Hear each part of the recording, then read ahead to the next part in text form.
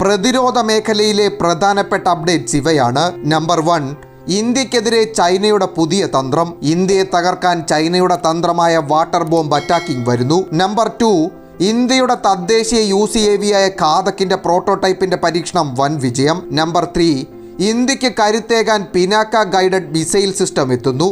Number 4, ശത്രുക്കൾക്ക് മുന്നറിയിപ്പുമായി ബ്രഹ്മോസ് മിസൈലിന്റെ പുതിയ പതിപ്പുകൾ ശക്തി പ്രകടനത്തിനൊരുങ്ങുന്നു. ഏതു വിധേനയും ഇന്ത്യയെ പരാജയപ്പെടുത്തുക എന്നതും മാത്രമാണ് കമ്മ്യൂണിസ്റ്റ് ചൈനയുടെ ലക്ഷ്യം. നേരിട്ടുള്ളൊരു സൈനിക നടപടികളിലൂടെ ഇന്ത്യയെ തറപറ്റിക്കാൻ ഇന്നത്തെ സാഹചര്യത്തിൽ ചൈനയ്ക്ക് സാധ്യമല്ല. അതുകൊണ്ട് തന്നെ മറ്റു മാർഗങ്ങളിലൂടെ തിരിച്ചടി നൽകാനുള്ള എല്ലാ വഴികളും അവർ ആരംഭിച്ചിട്ടുമുണ്ട്. അയൽ രാജ്യങ്ങളെ വാട്ടർ ബോംബ് ഉപയോഗിച്ച് ആക്രമിക്കുക എന്നത് ചൈനയുടെ നീചതന്ത്രമാണ്. ഇന്ത്യയോടും ചൈന ഇപ്പോൾ ചെയ്യാൻ സാധ്യതയുള്ളതും പ്രാരംഭ നടപടികൾ ആരംഭിച്ചിട്ടുള്ളതും വാട്ടർ ബോംബ് അറ്റാക്കിംഗ് തന്നെയാണ്. നൂറ്റാണ്ടുകൾക്ക് മുൻപ് ചൈനീസ് തത്വചിന്തകനായ സൺ ഷ്യൂ പറഞ്ഞു, സൈനിക തന്ത്രങ്ങൾ വെള്ളത്തിന് തുല്യമാണ്. വെള്ളം അതിന്റെ സ്വാഭാവിക ഗതിയിൽ ഉയർന്ന സ്ഥലങ്ങളിൽ നിക്ഷേപിച്ചാൽ ഉയരങ്ങൾ ഒഴിവാക്കുകയും താഴ്ന്ന പ്രദേശത്തേക്ക് പോകാൻ തിടുക്കം കൂട്ടുകയും ചെയ്യും. സൈന്യത്തിന്റെ ആകൃതി വെള്ളത്തിന് സമാനമാണെന്ന് സൺ ഷ്യൂ തന്റെ ആർട്ട് ഓഫ് വാർ എന്ന പുസ്തകത്തിൽ പറയുന്നുണ്ട്. തർക്കങ്ങളുള്ള രാജ്യങ്ങൾക്ക് നാശനഷ്ടങ്ങൾ ഉണ്ടാക്കാനുള്ള ഉപകരണമായി ചൈന പ്രധാന നദീതടങ്ങളിൽ നിർമ്മിച്ച ഡാമുകൾ ഉപയോഗിക്കുന്നത് പുതിയ സംഭവമല്ല. ഡോക്ലാം പ്രതിസന്ധി ഘട്ടത്തിലും അസമിലെയും ഉത്തർപ്രദേശിലെയും വെള്ളപ്പൊക്കത്തിന് ശേഷവും ചൈന അതിന്റെ അപ്സ്ട്രീം ഇൻഫ്രാസ്ട്രക്ചർ പ്രവർത്തനങ്ങളെക്കുറിച്ചുള്ള ജലവിവരങ്ങൾ പുറത്തുവിടാൻ വിസമ്മതിച്ചിരുന്നു. അതിർത്തിയിൽ സംഘർഷം തുടരുന്ന ചൈന ഇന്ത്യക്കെതിരെ നീക്കം ശക്തമാക്കാൻ മറ്റു പല വഴികളും തേടും. ഇതിന്റെ ഭാഗമായി ജലത്തെ തന്നെ ഒരു ആയുധമാക്കി ഉപയോഗിക്കാനാണ് ചൈനയുടെ ഇപ്പോഴത്തെ നീക്കം. ഇന്ത്യ ചൈന ബന്ധത്തിലെ തന്നെ സുപ്രധാനമായ ഒരു വിഷയമാണ് ജലം. ഈ വിഷയം തന്നെ ആയുധമാക്കി പ്രയോഗിക്കാനാണ് ചൈനയുടെ നീക്കവും. ലഡാക്കിലെ ഗാൽവാൻ നദിയുടെ ഗതി മാറ്റാനുള്ള ശ്രമം ചൈന തുടങ്ങിയിട്ടുണ്ട്. ചൈനീസ് ബുൾഡോസറുകൾ ഇതിനായി പ്രവർത്തനങ്ങളും ആരംഭിച്ചു കഴിഞ്ഞു. ചൈനയുടെ ഭാഗത്തുള്ള നദീതീരത്ത് ബുൾഡോസറുകൾ ഉപയോഗിച്ച് മണ്ണ് മാന്തി ഒഴുക്ക് തടസ്സപ്പെടുത്താനാണ് ഇപ്പോഴത്തെ നീക്കം. മണ്ണ് മാറ്റുന്ന ജോലികൾ പുരോഗമിക്കുന്നുമുണ്ട്. ഇതോടെ കടും നീല നിറത്തിൽ ഒഴുകിക്കൊണ്ടിരുന്ന ഗാൽവാൻ നദി കലങ്ങി മറിഞ്ഞാണ് ഇപ്പോൾ ഒഴുകുന്നത്. ഇന്ത്യ ചൈന അതിർത്തിയിലെ ഗാൽവാൻ നദിയുടെ ഒഴുക്ക് തടയാൻ നദിയിൽ ഡാം തന്നെ പണിയുന്നു എന്ന റിപ്പോർട്ടുകൾക്ക് ചൈന ഇതുവരെ മറുപടി നൽകിയിട്ടില്ല. കിഴക്കൻ ലഡാക്കിലെ ഗാൽവാൻ താഴ്വരയിൽ നൂറുകണക്കിന് സൈനികരെയും നിർമ്മാണ സാമഗ്രികളെയും കൊണ്ടുവന്നതായി സാറ്റലൈറ്റ് ചിത്രങ്ങൾ വെളിപ്പെടുത്തുന്നു. ഡാം നിർമ്മിക്കുന്ന സൈനികരുടെയും നിർമ്മാണ ഉപകരണങ്ങളുടെയും സാന്നിധ്യം സാറ്റലൈറ്റ് ചിത്രങ്ങൾ കാണിക്കുന്നുണ്ട്. 2016-ൽ വിയറ്റ്നാമിന് യുനാൻ ഡാമിൽ നിന്നും മെക്കോങ് നദിയിലേക്ക് വെള്ളം വിടണമെന്ന് ചൈനയോട് അഭ്യർത്ഥിക്കേണ്ടി വന്നു. Cambodia, Laos, Myanmar, Vietnam, Thailand എന്നിവിടങ്ങളിലൂടെ വെള്ളം ഒഴുക്കാൻ ചൈന അനുമതി നൽകണമെങ്കിൽ വാട്ടർ ബോംബിന് എത്രത്തോളം ശക്തമായ ഒരു ആയുധമായാണ് ചൈന കൈവശം വെച്ചിരിക്കുന്നതെന്ന കാര്യം നമുക്ക് വ്യക്തമാകും. മഴക്കാലത്ത് ഇന്ത്യക്ക് വേണ്ട ഹൈഡ്രോളജിക്കൽ ഡേറ്റ നൽകുന്നത് ചൈനയാണ്. ചൈനയുമായുള്ള പ്രത്യേക കരാർ ഒപ്പുവെച്ചതിന്റെ അടിസ്ഥാനത്തിലാണ് ഈ വിവര കൈമാറ്റം. ഹൈഡ്രോളജിക്കൽ ഡേറ്റ കൈമാറ്റം നിർത്തലാക്കാൻ ചൈന നിരവധി തവണ ശ്രമം നടത്തിയിട്ടുമുണ്ട്. എന്നാൽ ഇന്ത്യ ഈ ഡേറ്റ എല്ലാ രാജ്യങ്ങൾക്കും സൗജന്യമായാണ് നൽകി വരുന്നത്. വളരെയധികം കാലമായി ജലം, മഴ സംബന്ധിച്ചുള്ള ഒരു വിവരവും ചൈന കൃത്യമായി ഇന്ത്യക്ക് നൽകിയിട്ടില്ല. ചൈന നൽകുന്ന ഹൈഡ്രോളജിക്കൽ ഡേറ്റ ഇന്ത്യക്ക് വളരെ പ്രധാനപ്പെട്ടതുമാണ്. എന്നാൽ ഹൈഡ്രോളജിക്കൽ ഡേറ്റ കൃത്യമായി ലഭിക്കാതെ വന്നാൽ ചൈനയുടെ ഭാഗത്തുള്ള നദികളിലെ ജലത്തിന്റെ അളവ് കണക്കാക്കാൻ നമുക്ക് സാധിക്കില്ല. ഇതുമൂലം കിഴക്കൻ സംസ്ഥാനങ്ങളിൽ വൻ പ്രളയത്തിന് വരെ കാരണമാകും. ഇന്ത്യക്കെതിരെ വാട്ടർ ബോംബ് തന്ത്രം പ്രയോഗിക്കാനാണ് ചൈന ശ്രമിക്കുന്നതെന്നാണ് നിരീക്ഷകർ അഭിപ്രായം. അതേസമയം ഇന്ത്യയുടെ ഭാഗത്തേക്ക് ഒഴുകുന്ന നിരവധി നദികളിൽ ചൈന അനധികൃതമായി ഡാമുകളും ബണ്ടുകളും നിർമ്മിച്ചിട്ടുണ്ട്. വൻ ഡാമുകളാണ് ഇത്തരത്തിൽ ചൈന പണികഴിപ്പിച്ചിരിക്കുന്നത്. ഈ ഡാമുകൾ പെട്ടെന്ന് തുറന്നുവിട്ടാൽ ഇന്ത്യയുടെ നിരവധി കിഴക്കൻ പ്രദേശങ്ങൾ വെള്ളപ്പൊക്കത്തിലാകും. നിരവധി പേർക്ക് മരണവും സംഭവിക്കും. ഒരു സൈനിക നീക്കം പോലും നടത്താതെ തന്നെ ഇന്ത്യക്കൊരു തിരിച്ചടി നൽകാൻ ഇതിലൂടെ ചൈനയ്ക്ക് സാധിക്കും. നേരത്തെയും ചൈന ഇത്തരത്തിൽ ഡാമുകൾ തുറന്നുവിട്ട് ഇന്ത്യക്ക് തിരിച്ചടി നൽകിയിട്ടുണ്ട്. ടിബറ്റൻ സമതലത്തിൽ നിന്നും ഇന്ത്യയിലേക്ക് ഒഴുകുന്ന പ്രധാനപ്പെട്ട 3 നദികളിലെയും ഡാമുകൾ നമുക്ക് ഭീഷണി തന്നെയാണ്. ഈ 3 നദികളും ചൈനയുടെ നിയന്ത്രണത്തിലാണ്. 2700 കിലോമീറ്റർ നീളമുള്ള ബ്രഹ്മപുത്ര നദിയിലെ ഡാം തന്നെയാണ് ഏറ്റവും വലിയ ഭീഷണി. അസം, അരുണാചൽ പ്രദേശ് എന്നിവിടങ്ങളിലൂടെ ഒഴുകുന്ന നദിയാണ് ബ്രഹ്മപുത്ര. ബ്രഹ്മപുത്രയിലെ ചൈനീസ് അണക്കെട്ടുകൾ തുറന്നുവിട്ടാൽ മണിക്കൂറുകൾക്കുള്ളിൽ കിഴക്കൻ സംസ്ഥാനങ്ങൾ വെള്ളത്തിലാകും. സത്ലജ്, ഇൻഡസ് നദികളാണ് ടിബറ്റിൽ നിന്നും വരുന്ന മറ്റു 2 നദികൾ. ഹിമാചൽ പ്രദേശ്, പഞ്ചാബ് പ്രദേശങ്ങളിലൂടെ ഒഴുകുന്നതാണ് സത്ലജ്. ഇതിനെല്ലാം പുറമെ ഇന്ത്യയിലേക്ക് ഒഴുകുന്ന നദികളിൽ ഡാം നിർമ്മിക്കാൻ പാകിസ്ഥാനെ പ്രേരിപ്പിക്കുകയും വേണ്ട വിധത്തിലുള്ള സഹായങ്ങളും ചൈന നൽകി വരുന്നു. നേരിട്ടുള്ള ഒരു യുദ്ധത്തിലൂടെ ഇന്ത്യയെ പരാജയപ്പെടുത്താൻ സാധ്യമല്ലെന്ന് മനസ്സിലാക്കിയ ചൈന മറ്റ് തരത്തിലുള്ള ആക്രമണങ്ങൾക്ക് കോപ്പുകൂട്ടുകയും മറ്റൊരു അയൽ രാജ്യമായ പാകിസ്ഥാനെ അതിന് തക്കവണ്ണം സഹായിക്കുകയും ചെയ്തു വരുന്നു. അടുത്ത അപ്ഡേറ്റ് നോക്കാം. മുംബൈ മിറർ റിപ്പോർട്ട് ചെയ്തതനുസരിച്ച് ഇന്ത്യൻ ഇൻസ്റ്റിറ്റ്യൂട്ട് ഓഫ് സയൻസും എയറോനോട്ടിക്കൽ ഡെവലപ്മെന്റ് ഏജൻസി അല്ലെങ്കിൽ ADAയും സംയുക്തമായി വികസിപ്പിച്ച delta wing remotely piloted aircraft വിജയകരമായി പരീക്ഷിച്ചു. ഈ പുതിയ UAV പ്രോട്ടോടൈപ്പിൽ മൈക്രോജെറ്റ് എഞ്ചിൻ പ്രൊപ്പൽഷൻ സിസ്റ്റമാണ് ഉപയോഗിച്ചിരിക്കുന്നത്. ഇന്ത്യയിൽ തന്നെ വികസിപ്പിച്ച ആദ്യത്തെ സിസ്റ്റമാണിത്.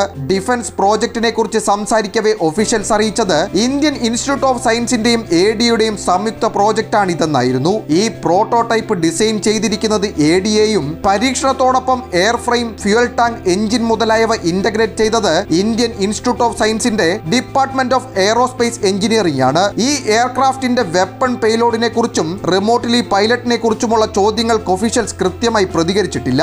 ഇതിന്റെ ആദ്യ പറക്കൽ Taneja air space and aviation ലിമിറ്റഡിന്റെ എയർ സ്പേസിലായിരുന്നു നടന്നത്. 300 കിലോമീറ്റർ മണിക്കൂറിൽ വേഗത കൈവരിക്കാൻ ഇവയ്ക്ക് സാധിക്കുമെന്ന് പ്രതീക്ഷിക്കുന്നു. വിജയകരമായി പരീക്ഷിച്ച തദ്ദേശീയമായ ആദ്യത്തെ പ്രോജക്റ്റാണിത്. ഖാദക് UCAVയുടെ ഭാഗമായാണോ ഈ പ്രോജക്റ്റ് എന്നതിനെ കുറിച്ചുള്ള കൺഫർമേഷൻ ഇതുവരെ ആയിട്ടില്ല. ശത്രുക്കളുടെ മിസൈലുകളെ വെടിവെച്ച് തകർക്കാൻ ശേഷിയുള്ള 2650 കോടി രൂപയുടെ ഖാദക് പദ്ധതിക്ക് പ്രതിരോധ മന്ത്രാലയം നേരത്തെ തന്നെ അംഗീകാരം നൽകിയതാണ്.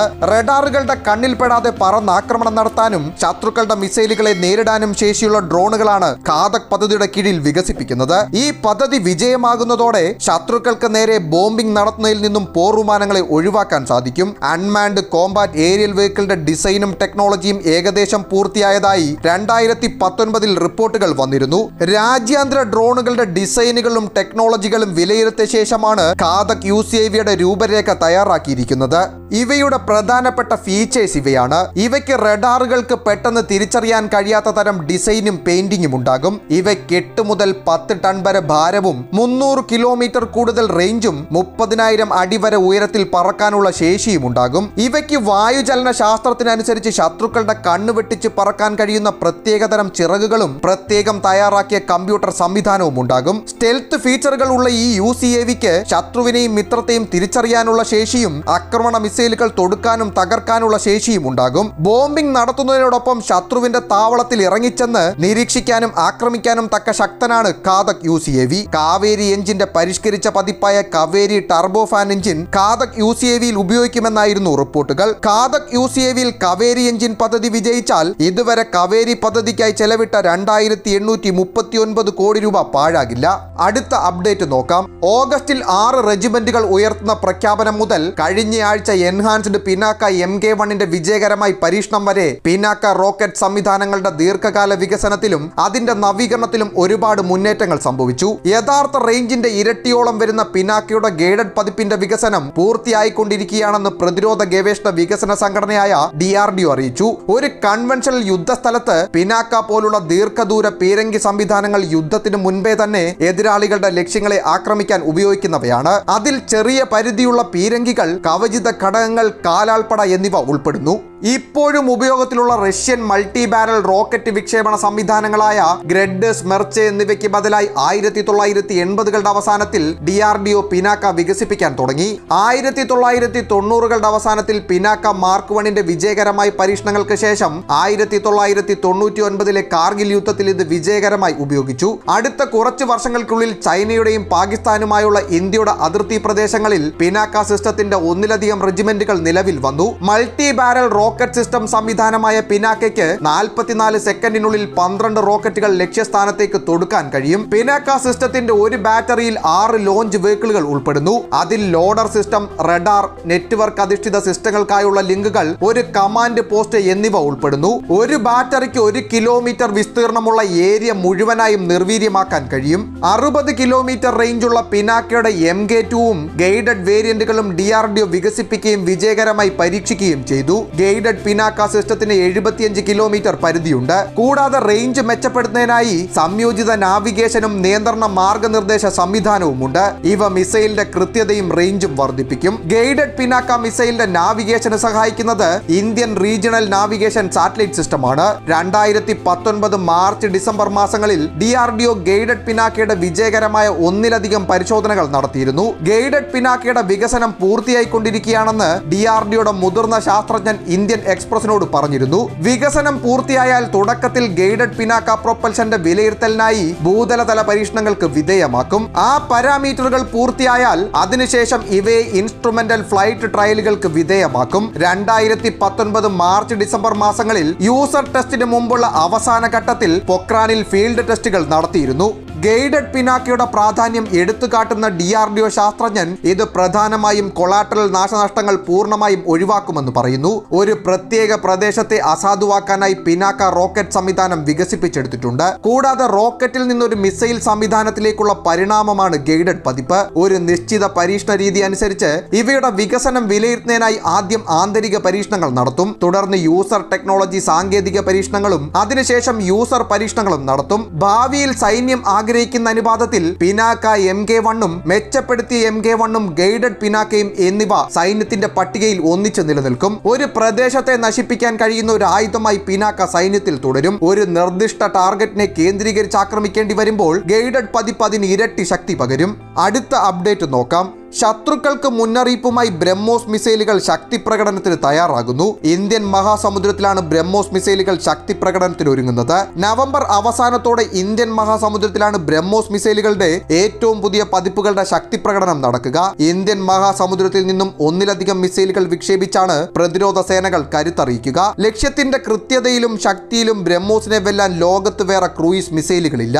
ഇന്ന് ലോകത്തുള്ളതിൽ വെച്ച് ഏറ്റവും അപകടകാരിയായ വേഗമേറിയ സൂപ്പർസോണിക് ക്രൂയിസ് മിസൈലാണ് ബ്രഹ്മോസ്. ഇന്ത്യയും റഷ്യയും ചേർന്നാണ് ബ്രഹ്മോസ് മിസൈൽ വികസിപ്പിച്ചത്. 290 കിലോമീറ്റർ സൂക്ഷ്മമായ ആക്രമണ പരിധിയുള്ള മിസൈലുകളായിരുന്നു ഇതുവരെ ഉണ്ടായിരുന്നത്. എന്നാൽ ദൂരപരിധി ഇപ്പോൾ 300-ൽ നിന്നും 450 കിലോമീറ്ററായി വർദ്ധിപ്പിച്ചു. ബ്രഹ്മോസിന്റെ ഏറ്റവും പുതിയ പതിപ്പിന്റെ പരീക്ഷണവും DRDO അടുത്തിടെ വിജയകരമായി പൂർത്തിയാക്കിയിരുന്നു. വൈകാതെ തന്നെ 500 കിലോമീറ്റർ ദൂരപരിധിയുള്ള മിസൈലുകൾ പരീക്ഷിക്കാനുള്ള തയ്യാറെടുപ്പിലാണ് DRDO.